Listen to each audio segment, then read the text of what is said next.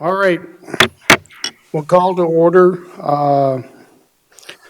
the March 27th, 2023 Board of Commissioner meeting. Please silence your cell phones, pagers, and other electronic devices. Agendas are and speaker request forms are located at the back of the chambers. The commissioners now utilize speaker request forms if you would like to speak on an item. I don't know why I'm repeating them. Please fill one out and locate it on the bookshelf and turn it in to Holly to the left. At this point, I'd ask Commissioner Ron Rosknecht for a moment of silence and for the Pledge of Allegiance.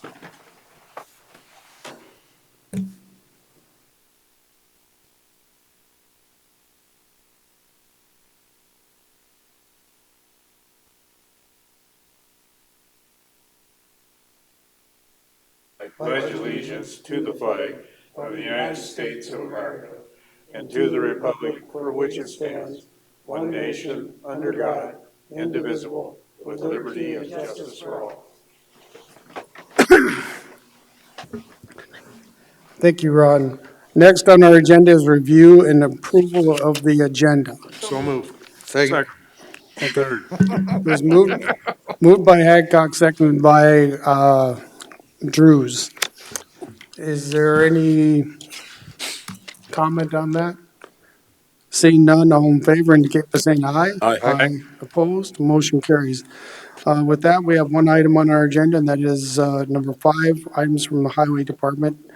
The State Infrastructure Bank loan application for South Rochford Road reconstruction, and I'll recognize Joe Miller. All right. First off, thank you, Commission, for pulling this together this afternoon. I appreciate that. As everybody knows, we opened bids for South Rochford Road last Wednesday. The low bid came in at $23.4 million. And then the next low bid was $35.7 million. Real quick, while I'm thinking about it, we have Doug Kinnenberg. I believe his title is the Director of Engineering from the LGA office, and then Joanne Height is the program manager. So they're both on Zoom, available for questions also. I just wanted to start out by did everybody get a chance to look through the packet and kind of look through the timeline? This project's been going since 2004, been through many, many steps. 3 different highway superintendents. I don't know how many program or project managers at the state. I think 3 or 4 of them at the state. There's several of us, that put a lot of work into this to get this to where it's at now and into bid letting. With that, when we seen the bids last Wednesday, my mind started reeling, right? So with the program, or the cost estimate was $17.2 million. And so we're about $6.1 million over the engineer's estimate. So how are we going to fund this thing, or do we want to fund this thing? So we laid out a couple different options there for you on the memo. One of those options is to use our state transportation block grant program. I think I said that right. Allocation for the next 15 years. Currently, it was supposed to be a 10-year SIB loan, or STBGP allocation. Basically, gets us up to about 18.9 about $18.9 million with that SIB loan application. Prior to that, it was about 11.8. The 18.9 coupled with the 4.3 million that we already have in that bank would get us close to fully funding this project and not have to dip too far into our reserves from the highway department.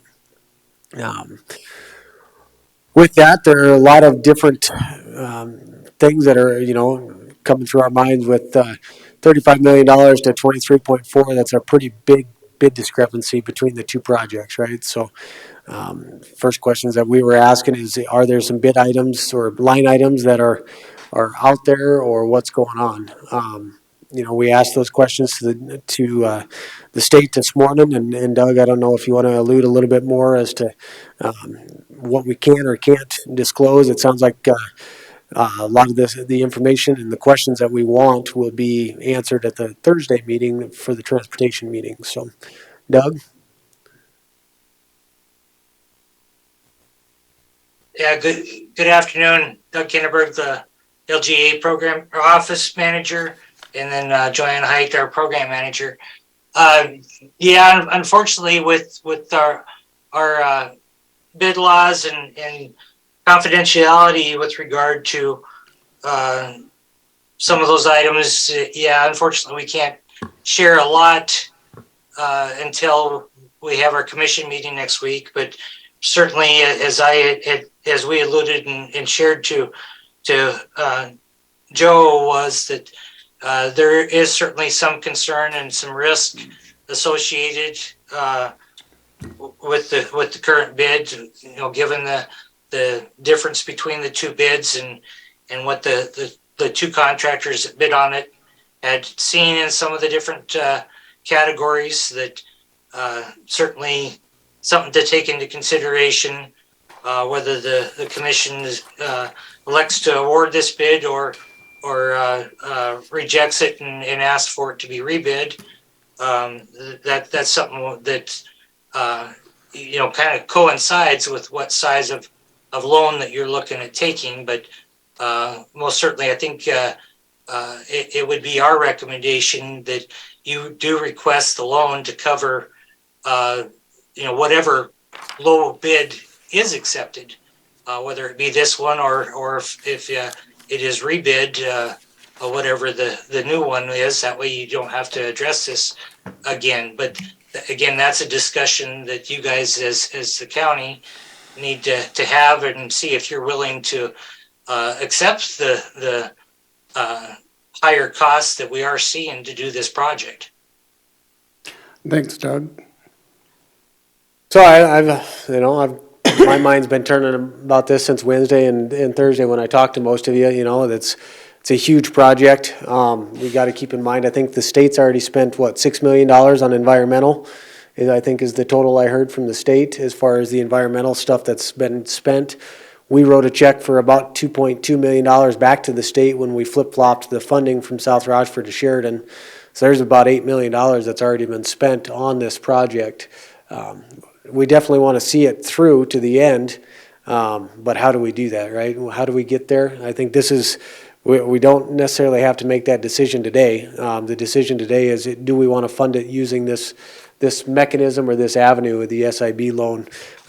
It's a 0% interest. There's no interest on it. It's just a allocation that we've been banking for the last several years. We couldn't find it exactly when we started banking this, but from what we can find, it's probably Sheridan Lake Road when that was initiated, which was 2008. So we've been banking it for several years. We've not used it in our budget, so we don't foresee the need for it in our budget in the next 15 years. Things will change, obviously. 15 years from now is a long time. That's probably what Heine said 19 years ago when we got this grant. So here we are today. So with that, I guess, stand for questions, comments, concerns. Well, Sure. Mr. Drews. So I know this project's been in the works for a long time, and I still think it's critical that we move forward with the project itself.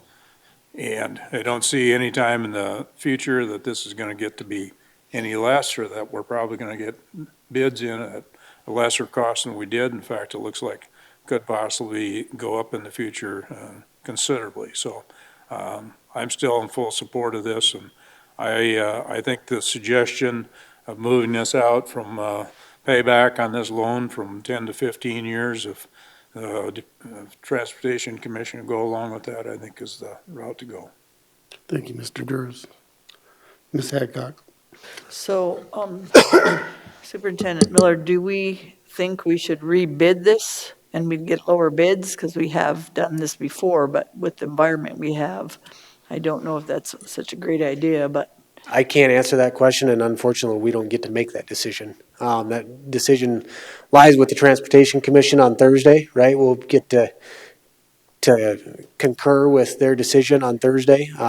There's just a lot of unknowns. I know the dollar amount, right? But I don't know the bid items, the line items, what they're seeing. But the discrepancy between 35 and 23 has us, as Doug, a little bit worried. What's Louisa missing that Oftedal's seeing? Why is there a big I mean, that's $11 million discrepancy between the two. And frankly, that's, I mean, $35 million is $13 million more than Sheridan Lake Road is, and it's a smaller dirt project. So there's a lot that goes back to the engineering design. So if the Transportation Commission decides to, you know, rebid this, I think it would be my recommendation that we look a little bit harder at the design and make sure we have something that is bid worthy. I think there's a lot of stuff that was, you know, this has gone through 2 engineering firms. So NCI, I think, Doug, was the original designer. Do you remember? I think it was NCI, and then Interstate bought NCI. Yeah, it wasn't NCI, but I'm slipping my mind who that company was. Neil Sadinsky was the engineer of record at that time owning that company, and Was yeah, it his NJ company did get bought out from Interstate. Was it NJS? Yes. NJS. So it's gone through 2 different engineering firms. The designer of the project originally from Interstate, that was big instrumental in it the last 6 or 7 years, has since left Interstate, so it was left to an EIT, and that engineer did sign off on it. But, you know, do we have a good product for the bid? So that's going to be the questions, and I think a lot of that's going to come out on Thursday when they can talk about it freely. I fully intend on being at the Transportation Commission on Thursday at I think it's 9 a.m. So Joe or Doug, when it has this big of difference, have you seen problems with change orders with the ones that have been the lower bidders on projects, meaning, okay, we didn't get all this, or I've seen that when I was at the city more than the county, but when I seen that big of discrepancies, they seem to have came in with change orders after the fact. Do you think that's gonna be a problem if you take a lower bid and it's that big of difference between the two? That might be what's gonna happen? And I think that's the worry, I believe, right, Doug, is currently, I mean, we don't know. The state has looked at the line items, but there's probably certain line items that are pay per quantity, right? So if we missed the engineering by 100,000 cubic yards or something, and they move that 100,000 cubic yards, I don't think we have an opportunity to even dispute it, correct, Doug? That's correct. Yeah, it certainly is a major concern with this particular bid and in some of the details of that. Yes.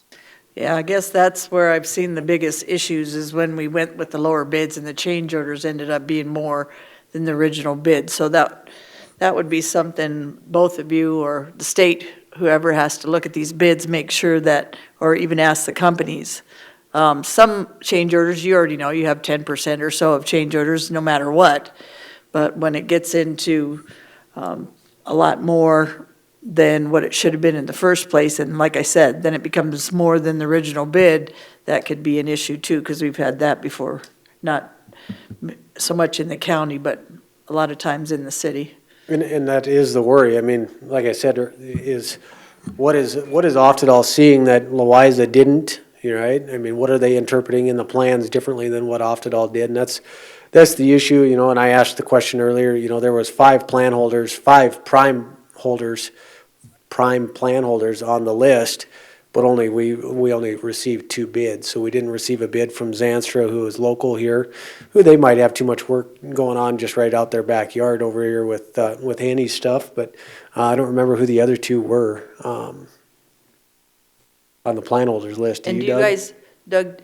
I don't. And Joe, do you usually ask if they missed anything or go through the bids just to make sure like the low bidder didn't miss anything that could be substantial? Typically, we would at the county level, right? We'd go just much like on our projects, but we don't have that opportunity here. That's what the DOT's bid letting office is going through, and all of that will come to light on Thursday, just like Doug alluded to with the confidentiality and whatnot at the beginning there, that they can't share that information quite yet. So that's why I fully intend to be at the commission meeting on Thursday to see what the discussion is, and kind of we can make a more informed decision whether we want to proceed with it, because I think they're going to ask for our concurrence. You know, we're going to have an opportunity after their recommendation on Thursday, correct, Doug? Yeah, in a typical project, we have not done that. Usually you've done that through the signing of the letting authorization. But in this particular circumstance, in this particular bid, I think you will have that opportunity one more time. So Well, it makes sense to do the loan at 0% interest if those bids come out something that we can and feel comfortable with finishing up Rockford Road. I mean, it's something we've had in the works for a long time, but you also don't want a project that's over exuberant just because, you know, we want to get it done. But I trust our highway superintendent, and Doug, you've been around a long time, so I appreciate that. Mr. Chair, Mr. Roskinek. you know, I kind of look at it when I bid on an appraisal, and if I don't want to do the appraisal, I have to, depends if the timing, so I don't know what the timing is, if the timing's like equal, but also how hungry are both of these contractors? One might not be hungry at all, and they say, if we're going to do it, this is what we're going to have, just, you know, to make it worth their while. And another one could be apples to apples, and they're hungrier, and they need the work, so that's just something else that we might want to consider. Absolutely, and that's what the DOT bid letting office is currently, I mean, that's what they're doing. They're going through, they've got a good pulse on the rest, you know, on the bid letting world. They do, I think they said 150 contracts like this, not necessarily of this scope, but they do far more than what the county does in a year. So they kind of have a pulse on the contractors, and absolutely, Louisa might just be hungrier than Oftedal, but it doesn't sound like, you know, just from the face value from what the conversations I had with the state this morning, you know, sounds like there's some things that are concerning in the bid, so. But I do agree with Deb on the 0% interest, because right now, when we do these TIFs for Rapid City, they're at 9%. And, yeah, cost of money is getting kind of high right now. Right, and that's, you know, that's the decision that needs to be made today, are we willing to allocate those funds for the next 15 years, whether they reject the bids and rebid it for construction next year, or do they rebid that yet this year and try and get the contractor under contract? You know, there's a lot of conversation that's going to be had on Thursday, and I invite any one of you guys that want to come with to that Transportation Commission. I'm taking the pickup, so if you want to come along, I've got open seats, so. Okay. You done, What Ron? time is it, Joe? It's at 9 a.m. Central Time, so we'll have to leave here probably about 5. Travis, did you have a comment before I make them? Okay, thanks. One of the things that eases my mind right now after listening to this is that this is for the loan amount going 15 years, and that you guys are going to review this with DOT, because I think you guys see some irregularities that could be affected, and you guys can address them at that meeting. And if you don't feel comfortable with it, you're going to probably recommend rebidding or something. Absolutely, at our last meeting, I seen in all those bids, we've had several of them that we didn't even get bids for.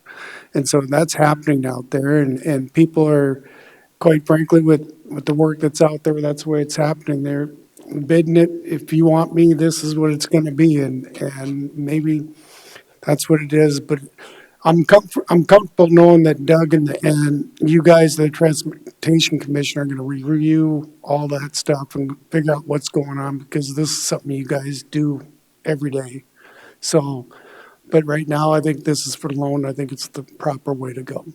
Yeah, I've got full confidence. I mean, they did a really good job on Sheridan. They've done a lot, you know, they've done a good job for us throughout my time here. So I think once they're allowed to share the information, it'll be a good conversation, and then we'll get an opportunity to figure out what the commission wants to do. So Joe, another question that I have, you know, everybody did such a good job on Sheridan Lake Road. Granted, this came in quite a bit more than we expected, and I'm sure the contractor's probably looking at materials and seeing, I've heard some contractors predicting that prices are gonna go up, so they've added that in there in the part of it. But this could come back cheaper.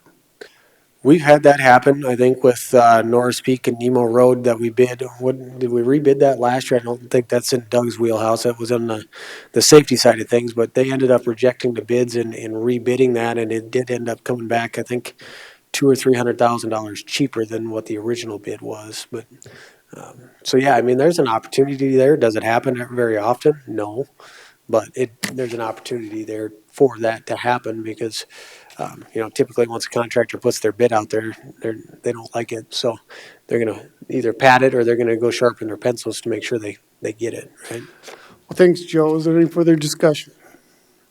Seeing none, I'd look for a motion from the floor. Mr. Chair, Mr. Drews. I'd make a motion. Do we have it written down here? Yeah. To approve the state infrastructure bank loan application for South Rochford Road reconstruction in the amount of $18,894,000. So moved. Be my motion. Moved by Drews, seconded by Adcock. Any further discussion? Thanks, Doug. Seeing none, all in favor indicate by saying aye. Aye. Aye. Opposed, motion carries. Long meeting. Thank you, guys. Thanks, Doug and Joanne for joining us. At You this bet. ti- Thanks, both of you. At this time, is there any items from the public? Seeing none, I'd look for a motion to adjourn. So moved. Moved by Travis. Second. And second by Ross Connect. Any discussion from public or commission? Seeing none, all in favor indicate by saying aye. Aye. Aye. Opposed, motion carries. We're adjourned.